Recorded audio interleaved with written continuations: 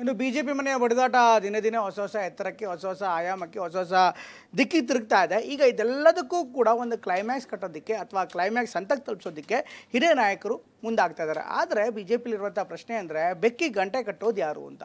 ಈ ಸ್ಟೋರಿಲಿ ಅದಕ್ಕೆ ಉತ್ತರ ಇದೆ. ಯತ್ನಾಳ್ ಅವ್ರಿಗೆ ಇದು ಬೆದರಿಸೋ ತಂತ್ರ ಅಲ್ಲ. ವಿಜೇಂದ್ರ ಅವರನ್ನು ಸಹಿತ ತಮ್ಮ ತಪ್ಪುಗಳನ್ನು ತಿದ್ಕೋಬೇಕು. ವ್ಯಕ್ತಿಗಿಂತ ಪಕ್ಷ ಮುಖ್ಯ, ಪಕ್ಷಕ್ಕಿಂತ ದೇಶ ಮುಖ್ಯ. ರಾಜ್ಯ ಬಿಜೆಪಿಯಲ್ಲಿ ಬಣ ರಾಜಕೀಯ ತೀವ್ರ ಸ್ವರೂಪ ಪಡೆದುಕೊಳ್ತಿದೆ.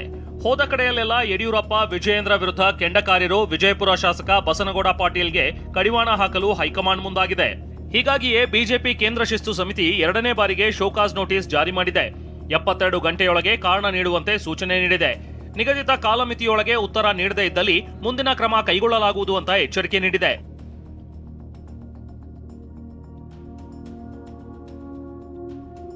ಯತ್ನಾಳ್ ಕೈ ಸೇರಿಲ್ಲವಂತೆ ಶೋಕಾಸ್ ನೋಟಿಸ್. ನಿನ್ನೆ ದೆಹಲಿಯಿಂದ ಹೈದರಾಬಾದ್ಗೆ ತೆರಳಿರೋ ಬಸನಗೌಡ ಪಾಟೀಲ್ ಯತ್ನಾಳ್ ಕೇಂದ್ರ ಶಿಸ್ತು ಸಮಿತಿ ಶೋಕಾಸ್ ನೋಟಿಸ್ ಜಾರಿ ಮಾಡಿರೋ ಬಗ್ಗೆ ಪ್ರತಿಕ್ರಿಯಿಸಿದ್ದಾರೆ. ಅಧಿಕೃತವಾಗಿ ನನಗೆ ಯಾವುದೇ ನೋಟಿಸ್ ಬಂದಿಲ್ಲ. ನೋಟಿಸ್ ಕೈ ಸೇರಿದ ಬಳಿಕ ಲಿಖಿತ ಉತ್ತರ ನೀಡ್ತೇನೆ ಅಂತ ಟ್ವೀಟ್ ಮಾಡಿದ್ದಾರೆ.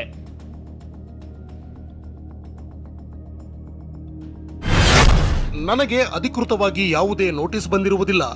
ನೋಟಿಸ್ ಬಂದ ಮೇಲೆ ಕೆಲ ವ್ಯಕ್ತಿಗಳ ಏಕಸ್ವಾಮ್ಯತೆ, ಏಕಪಕ್ಷೀಯ ನಿರ್ಧಾರಗಳು, ಉತ್ತರ ಕರ್ನಾಟಕದ ಕಡೆಗಣನೆ, ಕುಟುಂಬ ರಾಜಕಾರಣ, ಕಾಂಗ್ರೆಸ್ ಪಕ್ಷದ ವೈಫಲ್ಯಗಳನ್ನು ರಾಜ್ಯದ ಜನತೆಗೆ ವಿವರಿಸಲು ವಿಫಲವಾಗಿರುವ ಪಕ್ಷದ ಧೋರಣೆ, ಹೊಂದಾಣಿಕೆ ರಾಜಕೀಯ ಸೇರಿದಂತೆ ಸ್ವಜನ ಪಕ್ಷಪಾತದ ಬಗ್ಗೆ ವಿವರವಾಗಿ ಲಿಖಿತ ರೂಪದಲ್ಲಿ ಉತ್ತರ ನೀಡುತ್ತೇನೆ. ಶುಭಮಸ್ತು. ಯತ್ನಾಳ್ಗೆ ನೋಟಿಸ್ ಕೊಡಿಸಿರೋ ವಿಜಯೇಂದ್ರ ವಿರುದ್ಧ ಬಿಪಿ ಹರೀಶ್ ಕೆಂಡಕಾರಿದ್ದಾರೆ.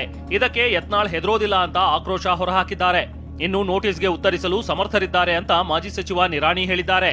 ನೋಡಿ, ವಿಜಯೇಂದ್ರ ಅವರು ಸೋಮಣ್ಣ ಅವ್ರ ಮನೆ ಪೂಜೆಗೆ ಬರ್ತೀವಿ ಅಂತ ಹೇಳಿದ್ರು. ಆದ್ರೆ ಆ ಪೂಜೆಯಲ್ಲೆಲ್ಲೂ ಅವರು ನಾನು ಅಲ್ಲಿದ್ದಾಗ ನೋಡಲಿಲ್ಲ.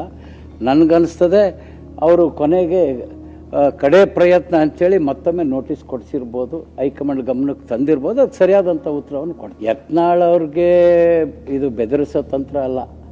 ಆಮೇಲೆ ಯತ್ನಾಳ್ ಅವರು ಬೆದರೋದು ಇಲ್ಲ ಅಂತಕ್ಕಂಥದ್ದು ಅವ್ರಿಗೆ ಗೊತ್ತು. ವಿಜೇಂದ್ರ ಅವರನ್ನು ಸಹಿತ ತಮ್ಮ ತಪ್ಪುಗಳನ್ನು ತಿದ್ಕೋಬೇಕು. ಏನಾದ್ರೆ ಇದ್ರೆ ಅವ್ರ ಮನಸ್ಸಲ್ಲಿ ಯಾವುದಿದೆ ಅನ್ನೋಂಥದ್ದನ್ನ, ಮತ್ತು ಈ ಕಡೆ ಭಾಗದಲ್ಲಿರುವಂಥವ್ರಿಗೂ ಸಹಿತ ಅವ್ರ ಬಗ್ಗೆ ಅನ್ನೋವಂಥದ್ದನ್ನ ಅವರು ಸಹಿತ 1 to 1 ಕೂತ್ಕೊಂಡಾಗ ಮಾತ್ರ ಸಮಸ್ಯೆ ಬಗೆಹರಿಸ್ಕೊಳ್ಳಿಕ್ಕೆ ಸಾಧ್ಯ ಇದೆ. ಆ ರೀತಿ ಏನೇ ಇದ್ರೂ ಸಹಿತ ನೋಟಿಸ್ನಲ್ಲಿ ಏನಿದೆ ಮತ್ತು ಅವರೊಬ್ಬರು ಕೆಪೇಬಲ್ ಇದ್ದಾರೆ ಏನು ಉತ್ತರ ಕೊಡಬೇಕು ಅನ್ನೋಂಥದ್ದು.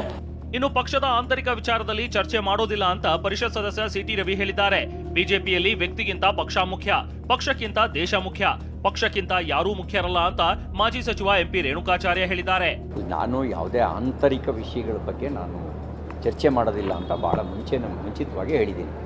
ಒಂದು ಮಾತು ಸ್ಪಷ್ಟ, ಕೋಟ್ಯಾಂತರ ಜನ ಒಂದು ವೈಚಾರಿಕ ಕಾರಣಕ್ಕೆ ವಿಶ್ವಾಸ ಇಟ್ಟು ನಮ್ಮ ಪಕ್ಷಕ್ಕೆ ಮತ ಹಾಕಿದ್ದಾರೆ.